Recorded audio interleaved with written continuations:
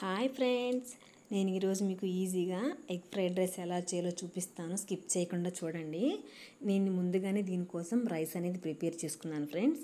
అలాగే దీంట్లో ఒక 1 స్పూన్ వరకు కారం, ఒక 1/2 స్పూన్ వరకు ధనియాల పౌడర్, ఒక 1/2 స్పూన్ వరకు ఇంట్లో ప్రిపేర్ చేసి పెట్టుకున్న గరం మసాలా పౌడర్, అలానే రుచికి సరిపడా ఉప్పు వేసి వీటన్నిటిని ఈ రైస్కు పట్టేంత వరకు బాగా కలుపుకొని పక్కన పెట్టుకుంటాను.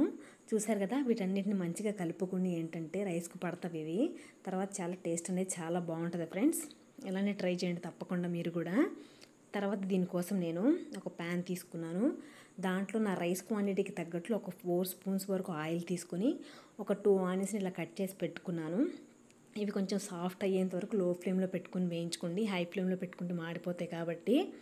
తర్వాత నేను ఒక 3 వరకు పచ్చిమిర్చి తీసుకున్నాను ఫ్రెండ్స్. ఇవి కూడా దీంట్లో కొంచెం వేసేసుకొని బాగా వేగిపోవాలన్నమాట. చూసారు కదా, ఇవి కూడా దీంట్లో వేసేసుకొని ఇట్లా వేయించేసుకోండి. ఇలా వేగిన తర్వాత నేను దీంట్లో ఒక 1/2 స్పూన్ వరకు జింజర్ పేస్ట్ అనేది యాడ్ చేస్తున్నాను. ఈ జింజర్ పేస్ట్ కూడా కొంచెం ఫ్లేవర్ అంతా రైస్కు పట్టేంత వరకు, పచ్చివాసన పోయేంత వరకు దీని ఆయిల్లో అనేది ఫ్రై చేసుకోవాలి. చూసారు కదా, ఇలా ఫ్రై చేసుకోండి. ఇలా ఫ్రై చేసుకున్న తర్వాత పచ్చివాసన పోయిన తర్వాత నేను దీంట్లో కరివేపాకు అనేది యాడ్ చేస్తున్నాను. ఇవి కూడా చాలా మగ్గిపోవాలి ఫ్రెండ్స్, దీంట్లో ఫ్రై అయిపోవాలి. చాలా ఈజీగా, చాలా టేస్టీగా, చాలా త్వరగా అయిపోతుంది.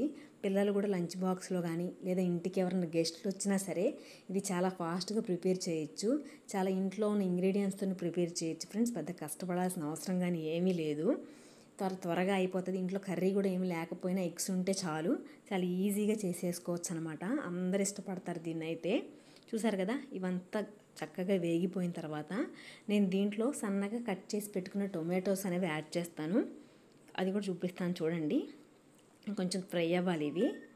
చూసారు కదా, ఇవి ఫ్రై అయిన తర్వాత నేను ముందుగానే ఒక 2 టొమాటోస్ని కట్ చేసి పెట్టుకున్నాను. కావాలంటే మీ రైస్ క్వాంటిటీకి తగ్గట్టు, మీ టేస్ట్కి తగ్గట్టు ఇంకొకటి 2 కూడా యాడ్ చేసుకోండి. కట్ చేసి పెట్టుకొని చూసారు కదా, వీటిలో నుంచి గ్రేవీ బయటకు వచ్చేంత వరకు, సాఫ్ట్గా అయ్యేంత వరకు పెట్టుకొని ఒక 1/2 స్పూన్ వరకు నేను దీంట్లో పసుపు అనేది కూడా యాడ్ చేస్తాను. చూసారు కదా, చక్కగా ఇలా అయిపోయిన తర్వాత గ్రేవీ వీటన్నిటిని పక్కకు అనేసేయండి. ఒక 1 స్పూన్ వరకు ఆయిల్ అనేది యాడ్ చేసుకొని దీంట్లో నా రైస్ క్వాంటిటీకి తగ్గట్లు ఒక 4 ఎగ్స్ అనేది యాడ్ చేస్తున్నాను. వీటన్నిటిని కొంచెం బాయిల్ అయిన తర్వాత, ఇవి కొంచెం ఫ్రై అయిన తర్వాత, ఎక్కువగా తిప్పకండి, ఫ్రై అయిన తర్వాత చాలా చిన్న చిన్న ముక్కలుగా పీసెస్గా అయ్యేంత వరకు ఇలా ఫ్రై చేసుకోండి. తర్వాత వీటన్నిటిని బాగా, ఈ టొమాటో గ్రేవీని వీటిని బాగా కలిపేసుకొని మనం ముందుగానే ఏదైతే ప్రిపేర్ చేసి పెట్టుకున్నామో ఆ రైస్ అనేది దీంట్లో యాడ్ చేసుకుని బాగా కలుపుకోవాలన్నమాట. చూసారు కదా, ఇలా బాగా కలుపుకొని దీంట్లో కొత్తిమీర అనేది నేను వేస్తున్నాను. నేనైతే కొంచెం ఎక్కువగానే వేస్తాను ఫ్రెండ్స్, మీ టేస్ట్కి తగ్గట్టు మీరు వేసుకోండి. చూసారు కదా, చక్కగా ఇలా వేసేసుకొని హాయిగా దాంట్లో ఒక 1/2 లెమన్ అనేది సీడ్స్ తీసి పెట్టుకున్నాను ముందుగానే. అవి కూడా యాడ్ చేసుకుని బాగా కలుపుకోవాలి. లో ఫ్లేమ్లో పెట్టుకోండి ఫ్రెండ్స్, హై ఫ్లేమ్లో పెడితే చేదనేది వస్తుంది కాబట్టి లో ఫ్లేమ్లో పెట్టుకొని ఇలా పిండుకున్న తర్వాత వీటన్నిటిని బాగా రైస్కు పట్టేంత వరకు బాగా కలుపుకోండి. అంతే ఈజీగా, సింపుల్గా, అందరికి నచ్చే విధంగా చాలా స్పైసీగా.